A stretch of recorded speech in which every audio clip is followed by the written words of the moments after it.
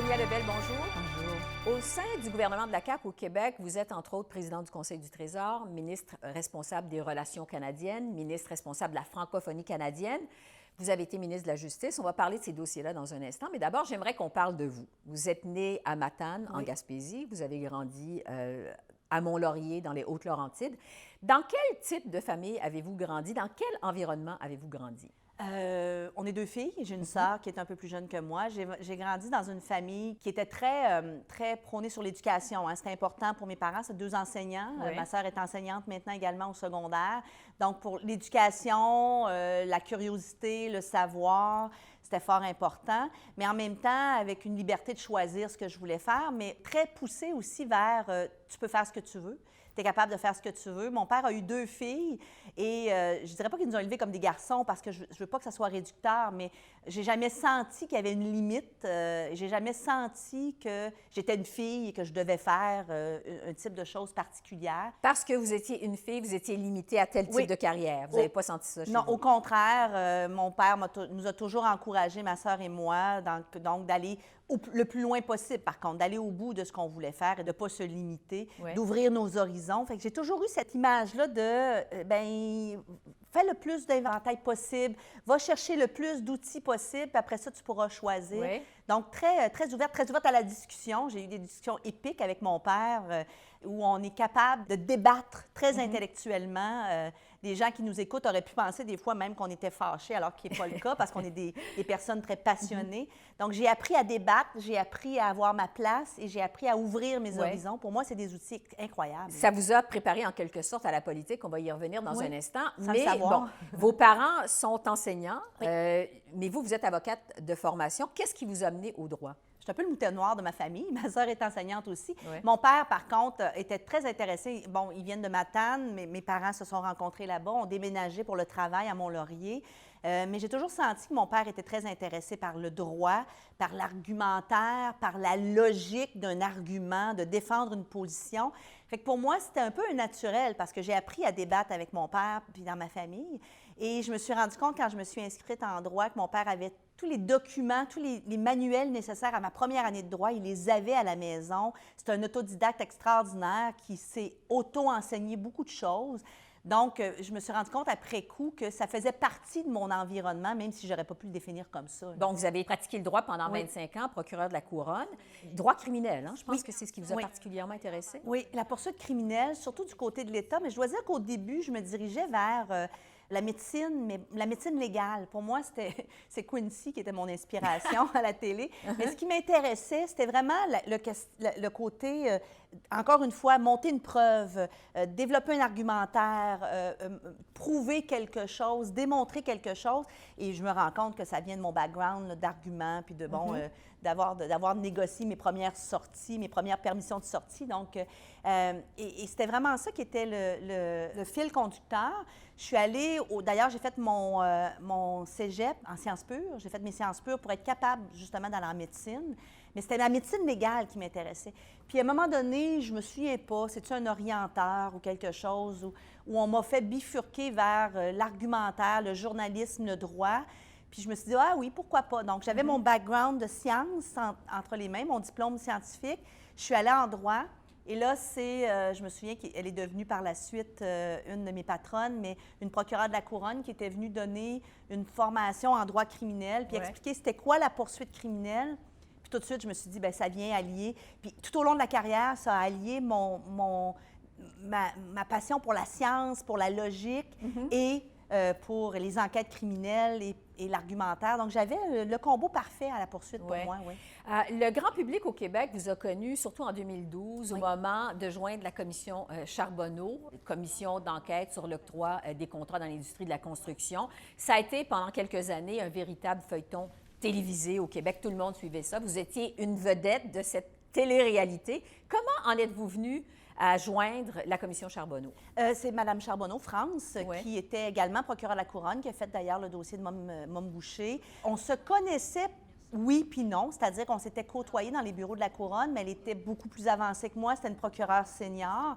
Elle savait ce que je faisais comme type de dossier, du crime organisé d'ailleurs, ce qu'elle a fait pendant longtemps. J'ai fait partie, moi aussi, de l'équipe du crime organisé, donc la poursuite criminelle. J'étais devant les assises criminelles, faire des dossiers de meurtre, qu'elle avait aussi comme background. Donc, je pense que c'est ça qui l'a un peu attirée. Et elle m'a, par la suite, ce qu'elle m'a dit aussi, c'est que j'ai été une des procureurs en charge des négociations dans la grève de 2011. Donc, j'étais une des figures publiques de Montréal. J'avais fait beaucoup d'entrevues à cette époque-là. Donc, pour elle, ce qu'elle m'a expliqué par la suite, ce combo-là de procureur de la couronne capable de faire face au crime organisé, puis on avait cet élément-là dans le mandat d'ailleurs, hein, l'infiltration du crime organisé, et être capable aussi de s'exprimer devant les médias publiquement, pour elle, c'était un combo, là, un profil qui est recherché. Tellement que vous en êtes devenu procureur-chef à un certain moment donné, au moment du départ du procureur-chef. Bon, très rapidement, la commission Charbonneau, vous vous êtes fait reconnaître pour votre passion, votre rigueur, votre détermination. On se rappelle au Québec d'un moment très précis de la commission Charbonneau où vous étiez en train d'interroger le président ou l'ex-président de la FTQ, Michel Arsenault, et on vous a vu perdre patience au moment de cet interrogatoire. Dans toute cette histoire-là, Henri Mancé était l'ex-président... C'est Henri Passé qui m'a appelé, madame. C'est pas lui? moi qui l'ai appelé. Parfait. Si je vois comme il faut, est-ce que je me trompe? Oui, mais votre souvenir, là? À votre Henri souvenir, qui à m'a vous, Bon, est-ce qu'on peut revoir là, le début? Monsieur Arsenault, écoutez Le début de l'enregistrement, est-ce que je peux l'avoir? Monsieur Arsenault? Oui. Je veux votre souvenir. Vous avez dit par la suite avoir regretté ce moment-là. Pourquoi? Oui, parce que c'est pas dans ma formation. C'était pas dans ma formation. Comme procureur de la Couronne, on ne doit pas laisser paraître nos émotions. On est représentant de l'État. On ne doit pas démontrer un parti pris, une agressivité envers un accusé. Bon, il n'était pas accusé, on s'entend que c'est dans le cadre de la commission, mais je parle de ma formation. Donc, pour moi, je venais de déroger à 25 ans de formation. OK. Garde, on ne rentrera pas dans les détails de la campagne, si vous permettez. Vous me demandez le rôle de la FTQ, je vous donne un exemple. Oui, mais je n'ai pas besoin de cet exemple. Monsieur Arsenault. Donc, on fait ça. Monsieur Arsenault. Monsieur Arsenault, s'il vous plaît. Non, mais ça amène à... J'en parle avec passion. Parce que je peux aller prendre un café puis revenir tantôt, si vous voulez, là. Qu'est-ce qui est venu vous chercher comme ça? On préparait beaucoup nos entrevues, naturellement, nos interrogatoires. Il y avait beaucoup d'écoutes électroniques sur Michel Arsenault, d'ailleurs, qu'on a eu l'occasion de présenter, l'écoute électronique par rapport à la FTQ Construction, la FTQ. Et j'ai eu à écouter Michel Arsenault dans mes oreilles pendant 2 semaines avant la préparation. Et beaucoup je dirais, d'explications, d'excuses, de mise en scène qui étaient préparées parce qu'on l'avait sur écoute électronique, d'anecdotes, genre, pour expliquer ici, je vais parler de mon petit-fils que je suis allée promener. Alors, beaucoup de choses, je savais qu'il étaient des faux semblants, des préparations de réponses. Dès les premiers moments de l'interrogatoire, il s'est mis à me redonner cette espèce de toune que j'avais entendue pendant 2 semaines dans mes oreilles. Là, je me suis dit, non, c'est pas vrai qu'il va nous servir la salade habituelle. Et M. Arsenault avait une espèce, je vais le dire, une arrogance qui faisait en sorte que dans l'atmosphère, dans la salle d'audience, c'était beaucoup, il m'ignorait beaucoup. Hein, il ignorait beaucoup mes questions, se tournait beaucoup vers le commissaire Lachance entre hommes. On le voyait dans son regard. Je disais que nous balayait beaucoup du revers de la main, moi et la commissaire Charbonneau à cette époque-là. Mais encore une fois, ce pas des choses qui devraient venir nous chercher. Donc, j'ai l'impression que c'est un combo, un alignement des planètes qui a fait que là, ça ne fonctionnait pas. Là. Vous avez fait le saut en politique en 2017, d'abord comme directrice adjointe du chef François Legault de la CAQ. Par la suite, vous vous êtes présentée à l'élection de 2018. Vous arriviez de la commission Charbonneau qui vous avait montré un côté, je dirais, sombre, un visage plus ou moins beau de la politique. Qu'est-ce qui vous a attiré vers la politique? Ça m'a pris quand même un certain temps à me décider. On m'a approché, je dirais que j'ai eu une réflexion de près de 6 à 7 mois avant de dire oui, de sauter en politique. Parce que ça faisait en sorte aussi que je laissais derrière moi. Pour moi, je brûlais les ponts avec la couronne parce que, avec la poursuite criminelle qui a été toute ma vie, parce qu'on ne peut pas faire de retour en arrière. C'est un poste qui est hautement non politisé de par sa nature. Donc, pour moi, je savais que si je faisais le saut en politique, je ne pouvais pas revenir en arrière. Donc, ça faisait partie de la réflexion. Pendant la commission Charbonneau, on a présenté le côté plus sombre de la politique parce que c'était la nature du mandat de trouver s'il y avait des stratagèmes et des liens avec le financement. Mais on a rencontré beaucoup de gens, beaucoup de témoins, plusieurs milliers de personnes pour pouvoir se préparer. Et on a vu aussi des gens passionnés, des gens au service du public qui sont là pour vrai dans l'intérêt public, qui font de la politique et qui ont une abnégation de leur vie de soi pour être capable de servir les gens. Donc, ce n'est pas ces gens-là qu'on a présentés parce que ce n'était pas la nature du mandat. Donc, j'ai vu les deux côtés. Ouais. Et l'abnégation de soi, ça vous a tenté? Bien, oui puis non, mais parce que... Puis ça a été un des grands soucis de ma réflexion parce que ça a été difficile pour ma famille, la commission Charbonneau. Je me suis séparée, j'étais devenue... Bon, mes enfants étaient jeunes pendant la commission. Là, je me disais, est-ce que je me relance dans un mandat? Mais en même temps, il y a la passion de vouloir servir l'intérêt public, ce que j'ai fait toute ma vie d'une autre façon, comme procureur de la Couronne. Donc, il y a eu tout ça qui a fait partie de l'équation, mais comme je disais, j'ai pris une réflexion assez longue avant de dire, et j'ai même pas accepté de me lancer comme candidate après à barre parce que c'est peut-être ma formation, mais je voulais aller voir avant de m'engager. Puis j'ai même dit à ce moment-là à François Legault, c'est pas une pouponnière à candidat. Si j'y vais, c'est pas parce que je promets automatiquement. Les gens ont tout de suite assumé que j'allais là puis j'allais me présenter. Bien, bon, ils vont dire, regardez, la preuve a été faite, nous avons eu raison, mais moi, dans mon cheminement, j'en étais pas du tout là. Vous êtes aujourd'hui ministre des Relations canadiennes. Vous faites finalement le pont entre Québec et Ottawa. Comment voyez-vous votre rôle en tant que ministre des Relations canadiennes? Mais je le vois comme exactement ça, ce pont-là, ce canal de communication qu'il faut garder.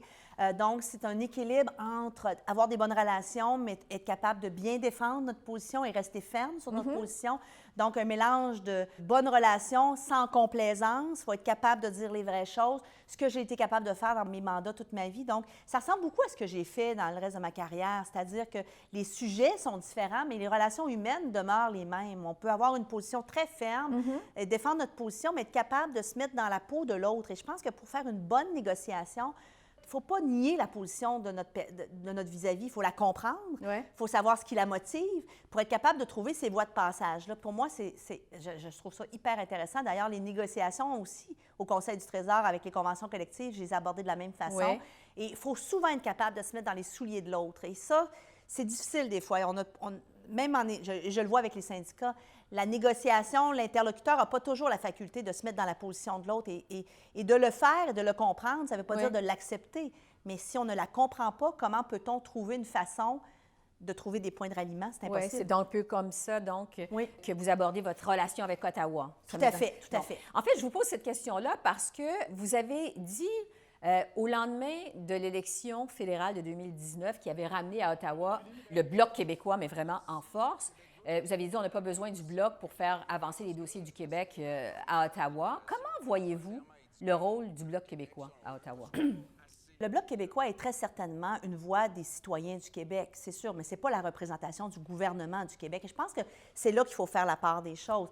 Donc, les enjeux du Québec, les enjeux du terrain, il y a des gens qui ont voté pour des députés du Bloc québécois, donc ils ont leur légitimité, ils ont leur importance pour faire valoir la position du Québec au sein du Canada et faire connaître la réalité. Je pense que ce sont de bonnes voix, de bons représentants de la réalité québécoise qui n'est pas toujours comprise par nos compatriotes canadiens. Donc, parce qu'on vit quand même dans une province qui est fort différente. Il faut voyager partout au Canada pour le comprendre, mais ce n'est pas le représentant du gouvernement du Québec. Il y a des enjeux, des fois, de citoyens et il y a des enjeux gouvernementaux. Et je la vois, cette dichotomie-là, qui est parfois délicate à naviguer entre la francophonie canadienne et les relations canadiennes. Pour moi, c'est deux rôles aussi qui se situent à des niveaux différents.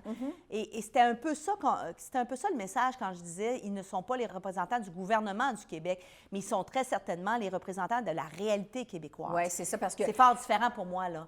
Un cheval de bataille du Bloc québécois, c'est les transferts en santé, évidemment. Le Québec demande, comme les autres provinces, via le Conseil de la Fédération, à Ottawa, de les augmenter, de les faire passer de 22 à 35 Ottawa dit on va les augmenter, mais elle ne dit pas quand, elle ne dit pas à quelle hauteur. Ottawa rappelle que le gouvernement fédéral a donné milliards aux provinces pour faire face à la pandémie. Est-ce qu'il y a une limite à ce que le gouvernement fédéral peut faire sur les paiements de transfert en santé? Bien, c'est parce qu'il faut faire la part des choses. Hein? Quand on parle des milliards qu'ils ont donnés, ils ont raison, ils étaient bienvenus. Quelquefois, on peut même argumenter avec l'inflation qui augmente beaucoup ces temps-ci, qu'ils ont poussé des fois un peu trop loin dans le soutien aux travailleurs pendant la COVID. Moi, je pense qu'il y a eu un effet pervers. Je pense que la volonté, elle était réelle et légitime, mais à un moment donné, on est allé trop loin là, dans la PCU, puis avec la pénurie de main-d'œuvre. Et je pense que ça a créé, dans certains secteurs, un certain effet pervers, mais c'est facile de le dire après après coup, naturellement, l'analyse. Mais il ne faut pas oublier que ce qu'ils ont fait comme paiement à l'époque, ce sont des paiements non récurrents, nécessaires. Ils viennent d'en donner là, pour les chirurgies, pour le retard en chirurgie qui a été causé par la pandémie. C'est nécessaire, c'est bienvenu, mais quand on parle des transferts en santé, on parle des coûts qui ont augmenté depuis plusieurs années. La part du gouvernement fédéral qui se doit d'être présente pour toutes les provinces, en santé particulièrement, n'a cessé de diminuer au début des années. Donc, c'est à ça qu'on fait référence. Pour garder la pérennité de notre système de santé, on a des populations vieillissantes, ça coûte de plus en plus cher. Ils doivent s'impliquer de façon récurrente, année après année. Oui, parce qu'il y a tout l'argumentaire qui dit que, bon, l'argent des paiements de transfert en santé sont mal dépensés par les provinces. Au Québec, notamment, ça a servi à augmenter les salaires des médecins spécialistes, des médecins, mais pas nécessairement augmenter les services directs aux patients. Qu'est-ce que vous répondez à ça? Bien, je réponds qu'il faut faire attention à juger de ce qui a été fait dans le passé avec un effet aujourd'hui. C'est facile, après coup, d'analyser, de prétendre que c'est cette mesure-là plutôt qu'une autre. Maintenant, on peut en faire cette analyse-là, mais je pense que dans l'entièreté des provinces et des territoires, les mieux placés pour connaître leur réalité sur le terrain, ce sont les provinces. Et moi, je leur dis à un moment donné, si vous voulez faire de la politique provinciale, bien, présentez-vous comme député provincial. Et il y a des enjeux à Ottawa à régler, là, nos frontières présentement, l'immigration qui est fort important de discuter avec les provinces. Mais quand on parle de la santé et de la façon de construire nos systèmes de santé, je pense qu'il faut laisser les provinces travailler avec leur propre réalité, leur propre territoire. Et c'est très différent la façon de l'aborder en Saskatchewan ou au Québec ou même dans les provinces maritimes. Et ça, il faut avoir cette conscience-là. Donc, quand Ottawa fait des transferts ciblés, c'est pas que l'argent n'est pas intéressant puis on n'est pas content d'en avoir. C'est juste que, je dis toujours, je prends un exemple. Si on me donne 100 $ dans les soins de santé à domicile, à titre d'exemple, et que moi, comme province, j'ai déjà investi beaucoup et que j'ai besoin de 50 $ de plus, bien, le 50 $, là, je ne peux pas l'utiliser, le 50 $ qui reste, alors que peut-être que je pourrais le mettre dans les CHSLD, peut-être que c'est pour engager des infirmières que j'en aurais besoin. Et quand on me donne un fonds ciblé de 5 ans, qu'est-ce que je fais, moi, après 5 ans, quand ce fonds-là n'est plus là et que j'ai mis en place des systèmes avec cet argent-là? Donc, elle est nécessaire, l'argent d'Ottawa. Elle nous appartient également, elle appartient aux citoyens, mais on doit être capable de l'utiliser aussi de façon le plus agile possible. Et c'est pour ça qu'on dit sans condition. C'est pas qu'on ne dit pas qu'elle ne doit pas être dans la santé. D'ailleurs, on demande des transferts en santé, mais on doit être capable de dire, bien, aujourd'hui, c'est là qu'on en met plus, puis dans 3 ans, peut-être qu'on va se rendre compte que après coup, qu'on doit en mettre un peu plus ailleurs, mais si le fonds est ciblé vers un endroit particulier, on n'a pas cette agilité d'action-là. On en a besoin. Francophonie. Oui. Vous êtes donc ministre de la francophonie canadienne dans la seule province à majorité francophone au Canada. Oui. Quel est le rôle que doit jouer le Québec dans la francophonie canadienne? Mais moi, je suis intimement convaincue que le Québec a un rôle de leadership à jouer, mais pas un rôle de grand frère qui sait tout.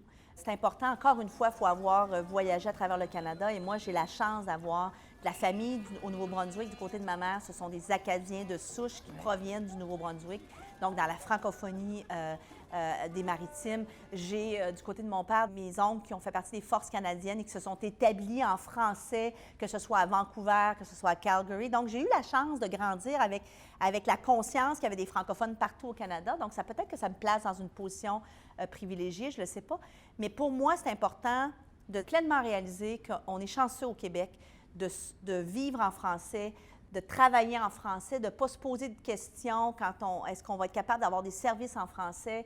Et on ne réalise pas à quel point c'est dur pour nos compatriotes francophones qui ont, dans des communautés plus ou moins grandes, qui ont plus ou moins de services, de continuer à se battre pour la survie de la langue.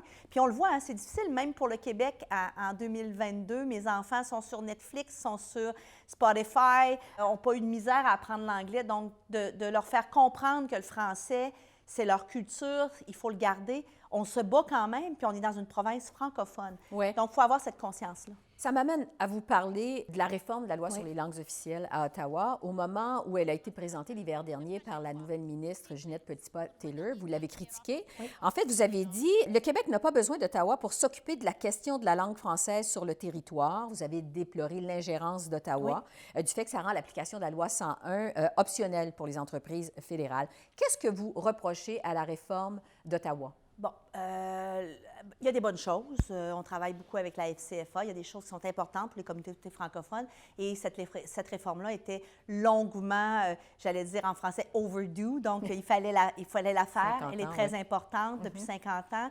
Mais ce qui nous a beaucoup déçus, puis je vais parler de la francophonie canadienne, après ça sur l'autonomie du Québec. Oui. Mais en francophonie canadienne, on a eu des belles discussions. Moi, j'ai eu l'occasion de faire la plus grande partie de mon mandat avec Mme Joly, qui était, pour laquelle on a eu beaucoup de rencontres où on était ensemble. Prédécesseur de Mme Petitpas-Taylor. Effectivement, qui a présenté d'ailleurs le projet de loi précédent sur la même réforme, dans le même gouvernement avant les élections.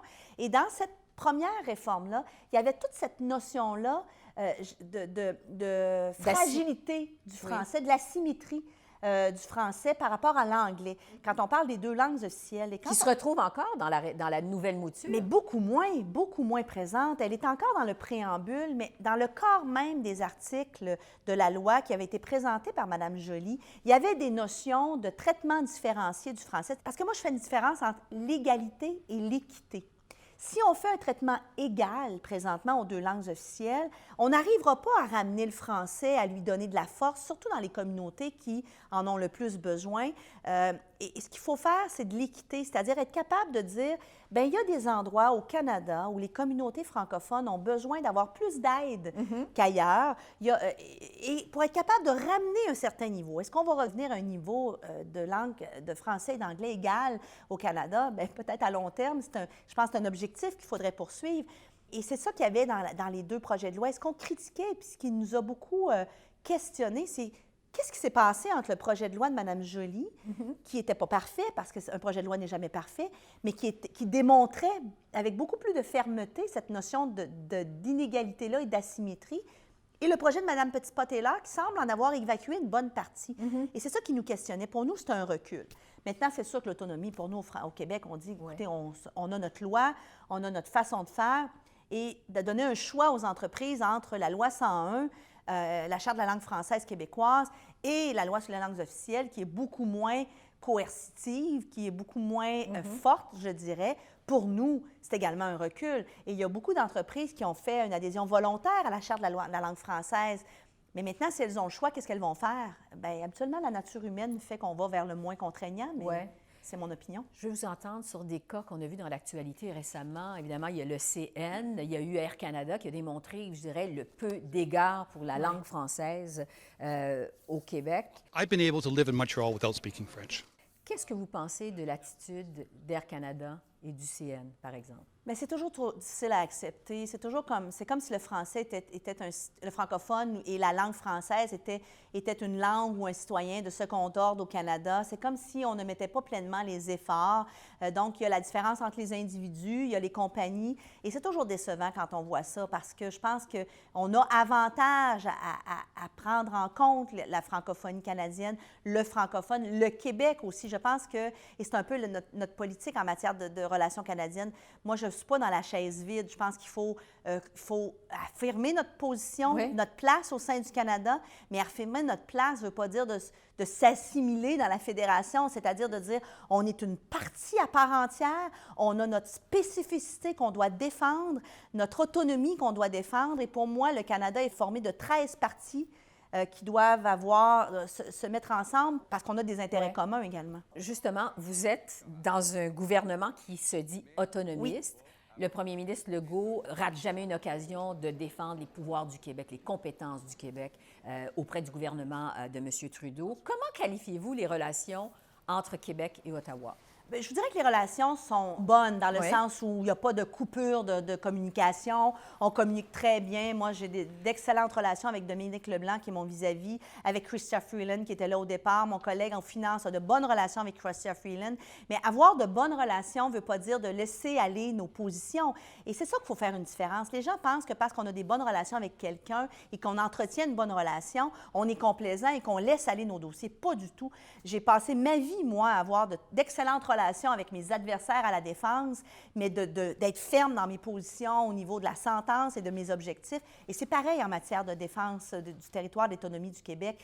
Et pour moi, d'affirmer sa position ne veut pas dire, encore une fois, de dire qu'on est complaisant et on peut être très ferme. Et il faut faire attention, le gouvernement fédéral n'est pas un palier de gouvernement au-dessus de celui des provinces. C'est un palier de gouvernement au même titre que celui des provinces qui a des compétences différentes, un rôle différent et complémentaire. Et c'est comme ça que la Constitution a été séparée. Il faut le jouer pleinement, ce rôle-là, de dire on est égal, Ouais, on a juste des rôles différents. Et c'est là qu'on jappe, en bon français, c'est quand le gouvernement fédéral oublie que son rôle n'est pas de venir jouer notre rôle, mais d'être complémentaire et de nous aider. Mais il a un rôle à jouer. Moi, comme Québec, là, je ne peux pas défendre les provinces, je ne peux pas défendre ma position à l'international, puis je ne peux pas être pleinement... Je veux avoir une autonomie dans mon immigration sur mon territoire, mais je ne peux pas jouer le rôle complet de l'immigration parce que j'ai besoin du fédéral pour le faire. Donc, il faut japper, comme vous dites. Il faut japper, il faut des fois grogner, Ouais. mais je pense qu'on est capable de le faire sans s'insulter en termes d'individus. Mais il faut être très ferme dans nos positions. Je pense que c'est important. Au mois de décembre dernier, en 2021, vous avez été sacrée, Madame Lebel, parlementaire féminine de l'année par le journal La Presse. On a reconnu votre façon de faire de la politique. Dans le respect, malgré les désaccords, on dit que vous favorisez les solutions négociées, vous en avez parlé tout à l'heure. Est-ce que c'est trop rare aujourd'hui en politique que cette façon justement de faire de la politique? J'imagine, compte tenu que pour moi, ça a été ma façon de pratiquer ma profession toute ma vie. Et j'ai été dans des dossiers extrêmement controversés, durs, difficiles, des dossiers qui n'étaient pas simples dans le sujet à traiter, où j'ai réussi à naviguer, à tirer mon épingle du jeu et à, je pense, garder le respect de mes adversaires. Parce que pour moi, un adversaire, c'est un adversaire d'idées. Ce n'est pas un adversaire personnel. Oui, des fois, trop souvent, moi, à mon goût, à moi, la politique devient personnelle. C'est-à-dire que attaquez mes idées tant que vous voulez.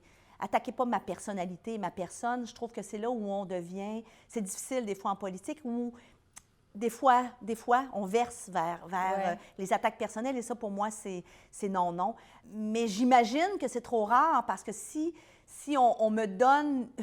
une considération pour faire quelque chose qui, pour moi, est la façon de faire naturelle parce que je l'ai fait comme ça toute ma vie.